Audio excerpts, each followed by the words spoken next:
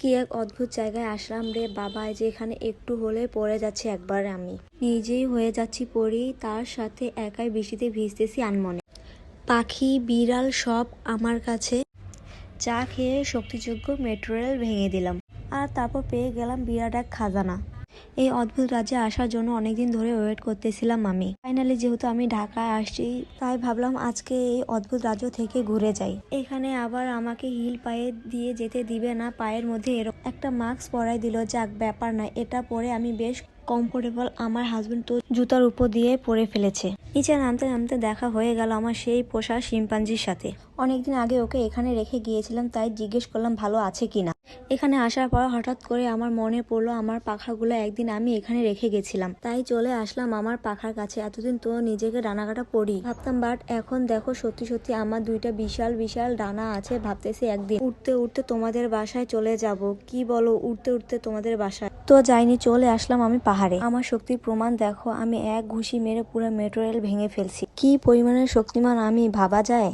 হঠাৎ করে আমার সামনে ইয়া বড় খাজানা। এত এত সোনার মোহর, কোনটা রেখে কোনটা নেব, কি রেখে কি নিয়ে যাব বুঝতে পারতেছি না। যদিও আমি লোভী না, লোভ করা মহাপাপ, তাই সবগুলোই ওখানেই রেখে দিলাম।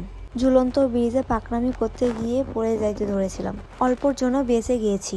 আমার মনে হয় এনার্জি খুব ঘাটতি পড়ে গেছে, তাই চলে আসলাম মামার কাছে একটু চা খেতে। আমি রং চা খাই না, তাই মামাকে বললাম দুধ চা দিতে। বৃষ্টির মধ্যে ভিজে বেশ কিছুক্ষণ বৃষ্টিতে বিড়ালগুলোর খুব হিংসে হচ্ছিল। ওরা আমাকে এরকম একুরিয়ামের মধ্যে বন্দি করে দিয়েছে। কতই যে রিকোয়েস্ট করলাম, বাট ওরা আমাকে ছাড়বেই না একুরিয়ামের মধ্যে থেকে। তারপর চলে গেলাম কাগজের নৌকায়। কাগজের নৌকা থেকে বের হয়ে মেসির দেখা পেলাম। আমি তো পুরাই খুশি মেসির হাত থেকে কাপটা নেওয়ার জন্য। আর এদিকে আমি পিয়ানো বাজিয়ে আমার হাজবেন্ডকে গান শোনাচ্ছিলাম। এদিকে ট্রেন ছেড়ে দিচ্ছে, শাহরুখ খান অলরেডি চলে যাচ্ছে, তো আমাকে রেখে চলেই গেল। আমারও শিক্ষা হলো।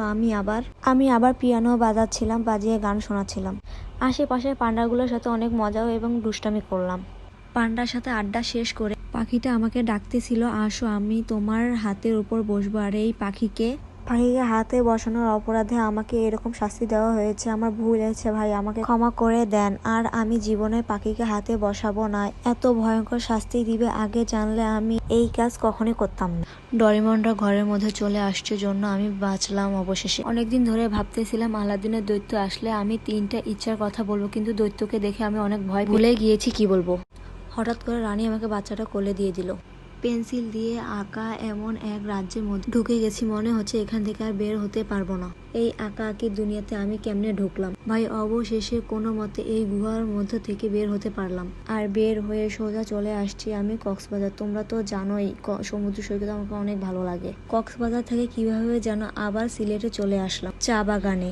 ওই যে বললাম না, অদ্ভুত এক রাজ্য কখন যে কোথায় চলে যায় নিজেই বুঝি না।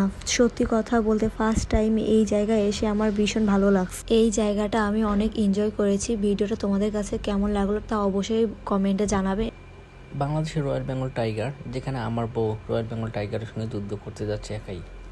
গাইস, আমি বনের রাজা সিংহের সঙ্গে যুদ্ধ করতেছি, অবশ্য তার শিকলটা ধরে আমি টান দিচ্ছি, সেজন্য শিকল থেকে বের হইতে না পারে। আমি এবং আমার ওয়াইফ সবসময় আমরা টম অ্যান্ড জেরির সঙ্গে ঝগড়া করি, সেও অবশ্য টম অ্যান্ড জেরির সঙ্গে এখন ঝগড়া করতে যাচ্ছে। গাইস, ঘুরতে ঘুরতে আমাদের খিদে লাগছে, তার কারণ হচ্ছে আমার মামার কাছ থেকে সে এখন খাবার নিতে যাচ্ছে। আর এদিকে আমার ওয়াইফ ইংরেজদের সঙ্গে সে যুদ্ধ করতে যাচ্ছে। সে যুদ্ধ শেষ করে এখন পাহাড়ের দিকে হাঁটতেছে যেন সে পড়ে না যায়। এরপর সে চাঁদের দিকে চলে যাচ্ছে, যেখানে গাড়ি ড্রাইভ করতে যাচ্ছে। সেই আমাদের আদিম যুগের গরুর গাড়ির চাকা আমি এখন দিচ্ছি সামনে। এদিকে দেখতে দেখতে আমার ওয়াইফ সে ভালোবাসার তাজমহলে চলে গেছে আমাকে রেখে। গাইজ, তোমাদের ভিডিওটা কেমন লাগলো অবশ্যই তোমরা কমেন্ট করে জানাবা, আর অবশ্যই চ্যানেলটা সাবস্ক্রাইব করে দেবা। এখান থেকে আল্লাহ হাফেজ আজকের জন্য।